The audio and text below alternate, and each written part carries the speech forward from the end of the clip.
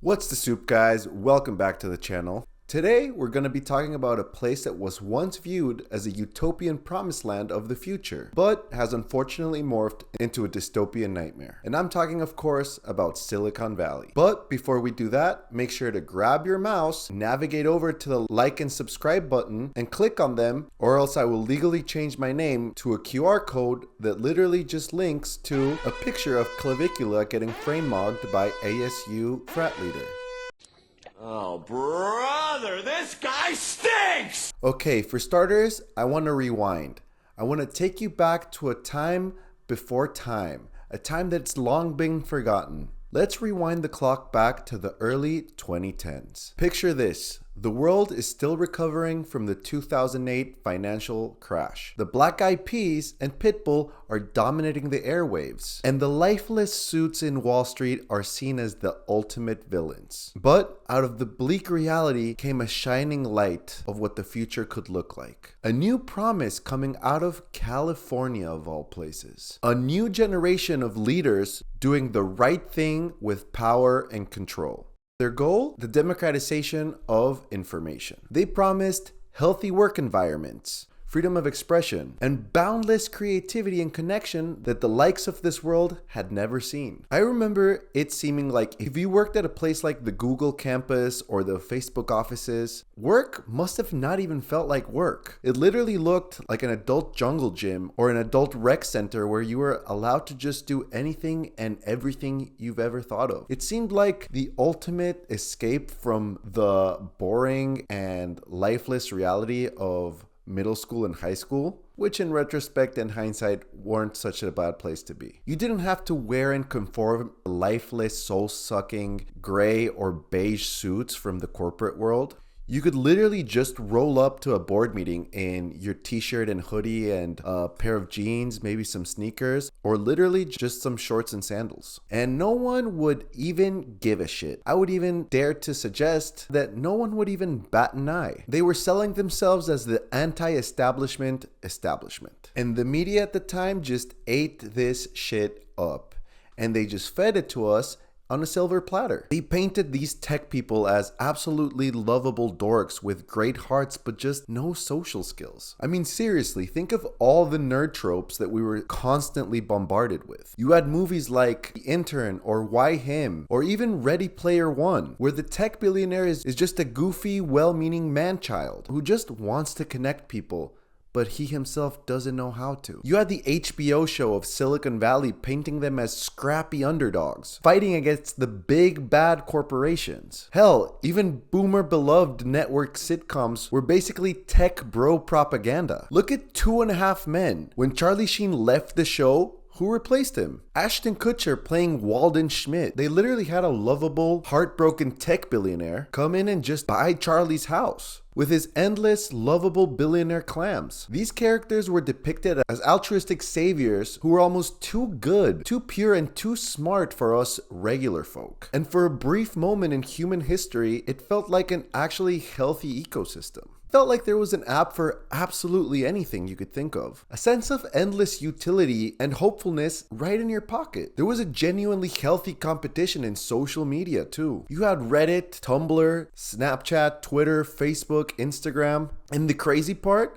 They were all owned by different people. Imagine that. They weren't just 5 heads of the same corporate hydra. We actually used these tools as a creative outlet to express ourselves, to genuinely connect and keep tabs on our friends and community. But as the old saying goes, nothing gold can stay, pony boy. And also, it's not even real gold. It's just shit. And it's glistening under the sunlight. So don't even grab it. That's shit. That's not even... Oh, brother! Because then came the pivot. Somewhere around 2019, 2020, right when the pandemic hit, we started seeing the mask come off in a lot of these tech bros images, and we entered the hellspace. Around 2020, these lovable dorks in hoodies slowly revealed themselves to be cold, calculating technocrats like Peter Thiel or Sam Altman or Zuckerberg 2.0. And of course, the worst of them all, Elon Tesla Cybertruck body Musk. Over the last few years, these guys have really shown their true colors. They have an absolute inability to even admit that they want humanity to coexist, let alone prevail. You would prefer the human race to endure, right? Uh, You're hesitating. Yeah, well, yes? I don't know. I would. This is a long hesitation. This is a long hesitation. There's so many questions implicit in this. They don't want to connect us anymore. They have a God complex. And I think the best piece of media that depicts this accurately right now is HBO's Mountainhead, where we see a glimpse into the heads of these sociopathic narcissists. Their end goal is eliminating free will and just turning us into clogs in the machine.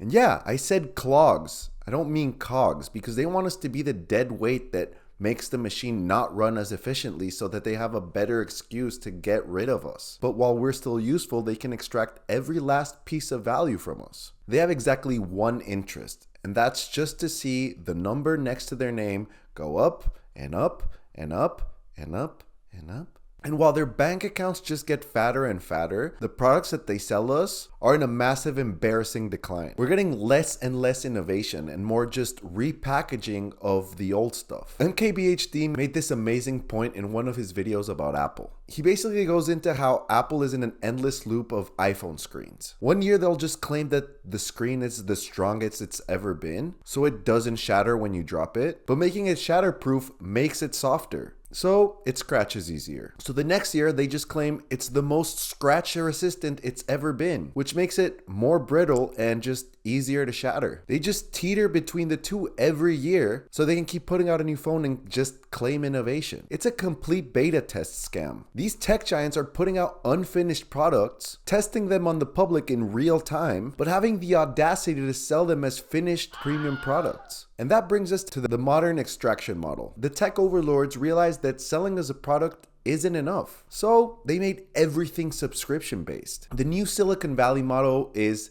own nothing, rent everything. You don't own your movies, your music, your software, or even the heated seats in your car anymore. You just rent the privilege of using them until your car declines. And social media, it's no longer the creative outlet you use to express yourself or to communicate with buddies. It's now just a dopamine slot machine where its only purpose, its only function is to monetize your attention span. It's designed to keep your brain hijacked and scrolling so that they can just serve you more ads. I haven't had Instagram in a while, but someone showed me that there's now a out of scroll function where you don't even have to physically scroll to get to the next video.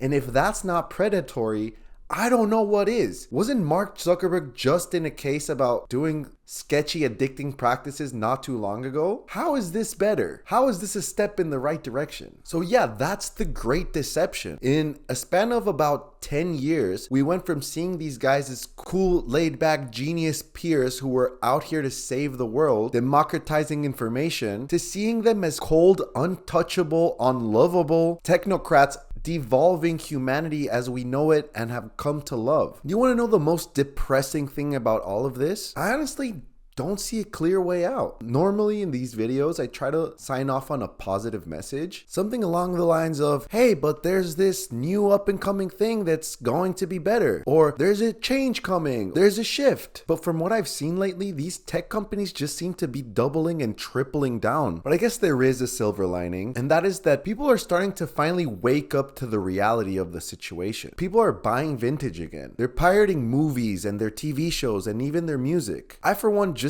bought a vintage car that I can fix as many times with my mechanic, who is an amazing Russian man that not only fixes my car with a genuine smile, but has a conversation with me and brightens up my day. We're seeing the real revival of owning your things and steering away from streaming services. I hear more and more people turning off their Amazon Prime accounts and trying to just shop local. And sure, this isn't everyone. I assume that a large majority of people just go for what's most convenient, but I don't know. I think it's still a coin toss, and who knows where we're actually gonna land. And yeah, I know the internet can be a massive echo chamber, but the part of the internet I'm living in, people are enraged, sitting back and taking it anymore, which I guess is pretty cool. And if we keep this pace up, we might just get ourselves out of this chum bucket infinite internship where we report to Plankton and Karen, his robot wife, for our work and livelihood. At least Plankton was open about his weird obsession and love with his robot wife. Because these guys, I don't know what they're pretending to be. Anyway, that's my rant. I know it's been a minute since I've uploaded. Exactly 82 to 85 or 86 days, depends when I upload this. But I moved to LA, and honestly, life has just been a little hectic, with a lot of change, more responsibilities, and very little time. But I wanted to do this video to get back into the rhythm of things, because I genuinely missed making these videos for you guys. And be sure that I'm going to continue doing these, and hopefully not leave you guys with another hiatus as long as the last one. But don't forget to like, comment, and subscribe, turn on that bell, and share this video with your childhood blanket, your favorite spatula, and that black mold on your wall. Peace.